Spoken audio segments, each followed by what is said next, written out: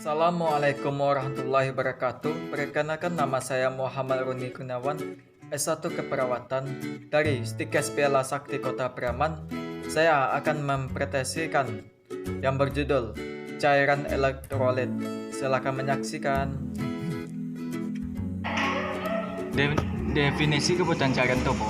Cairan dan elektrolit sangat berguna dalam mempertahankan fungsi tubuh manusia.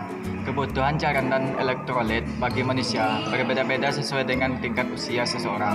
Seperti bayi mempunyai kebutuhan cairan yang berbeda dengan usia yang berbeda. Dengan usia dewasa, bayi mempunyai tingkat metabolisme air lebih tinggi mengingat permukaan tubuh yang relatif luas dan persentase air tubuh lebih tinggi dibanding dengan orang dewasa.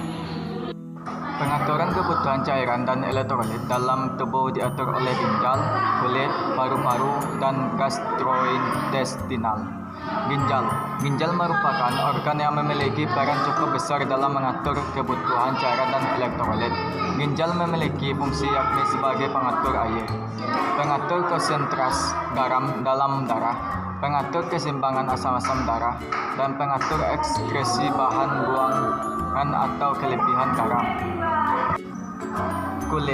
Kulit merupakan bagian penting dalam pengaturan cairan yang terkait dengan proses pengaturan panas. Paru-paru. Organ paru-paru berperan dalam pengeluaran cairan dengan menghasilkan insensibly water loss 400 ml per hari. Proses pengeluaran cairan terkait dengan respons akibat perubahan frekuensi dan kedalaman pernapasan. Gastrointestinal merupakan organ saluran pencernaan yang berperan dalam mengeluarkan cairan melalui proses penyerapan dan pengeluaran air. Pengaturan keseimbangan cairan dapat melalui mekanisme rasa haus yang dikontrol oleh sistem endokrin atau hormonal, yakni antidiuretik, hormon atau ADH, sistem aldosteron, prostaglandin, dan glukokortikoid. ADH. Hormon ini memiliki peran dalam meningkatkan reabsorpsi air sehingga dapat mengendalikan keseimbangan air dalam tubuh. Aldosteron. Hormon ini disekresi oleh kelenjar adrenal di tubulus ginjal dan berfungsi pada absorpsi natrium.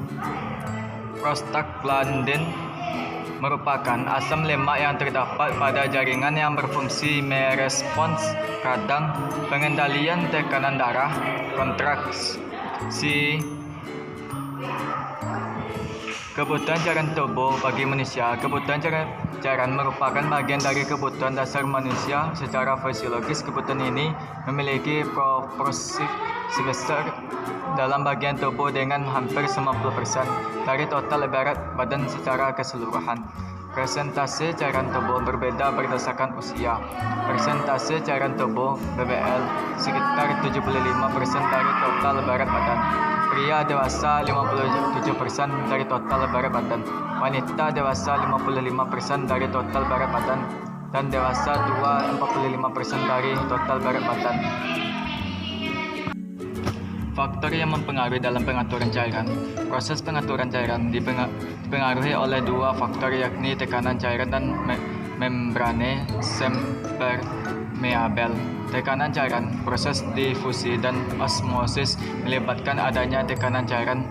Dalam proses osmosis, tekanan osmotik merupakan kemampuan partikel pelarut untuk menarik larutan melalui membran. Membran sempermeabel merupakan penyaring agar cairan yang molekul besar tidak tergabung.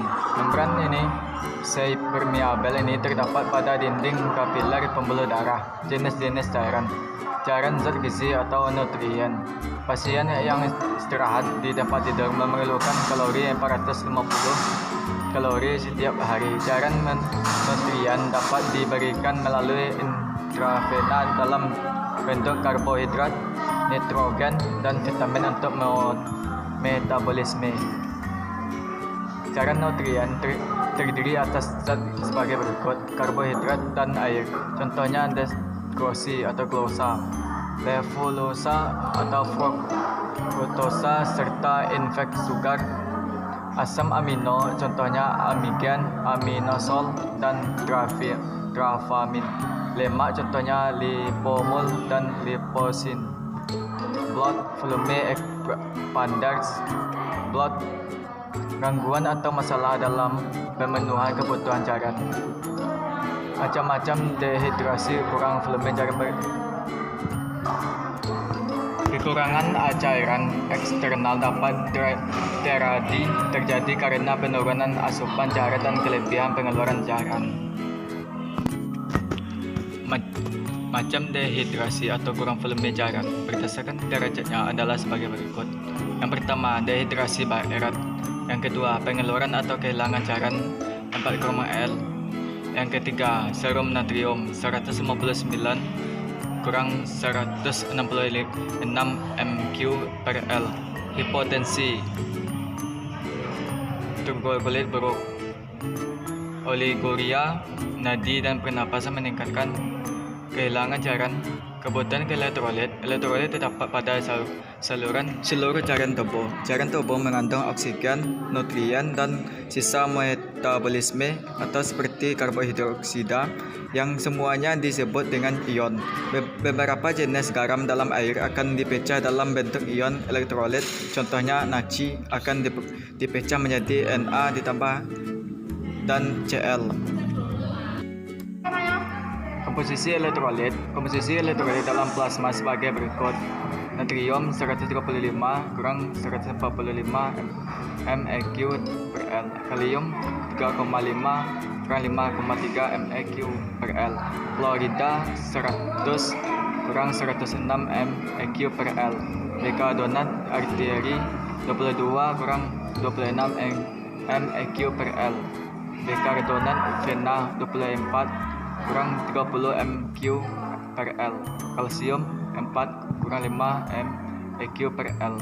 Magnesium 1,5 kurang 2. Pengaturan keseimbangan kalium. Kalium merupakan katio pertama yang terdapat dalam cairan intrasel dan berfungsi mengatur keseimbangan elektrolit.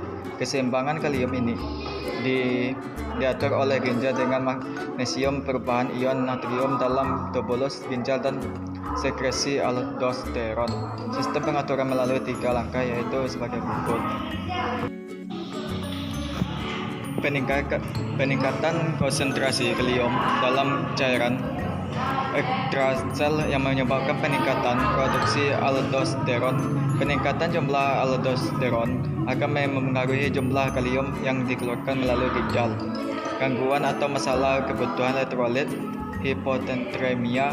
Hiponatremia merupakan suatu keadaan kekurangan kadar natrium dalam plasma darah yang ditandai dengan adanya kadar natrium plasma yang kurang dari 135 mg per L, mual, muntah, dan diare.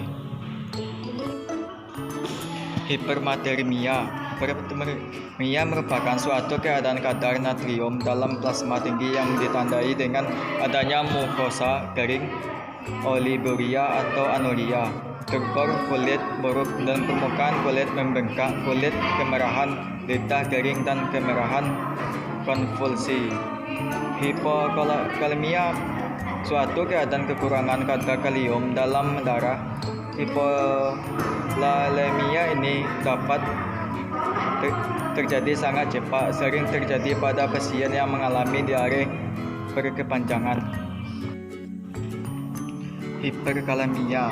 Hiperkalemia merupakan suatu keadaan kadar kalium dalam udara tinggi. Keadaan ini sering terjadi pada pasien luka bakar, penyakit ginjal, acidosis metabolik, dan pemberian kalium yang berlebihan melalui intravena.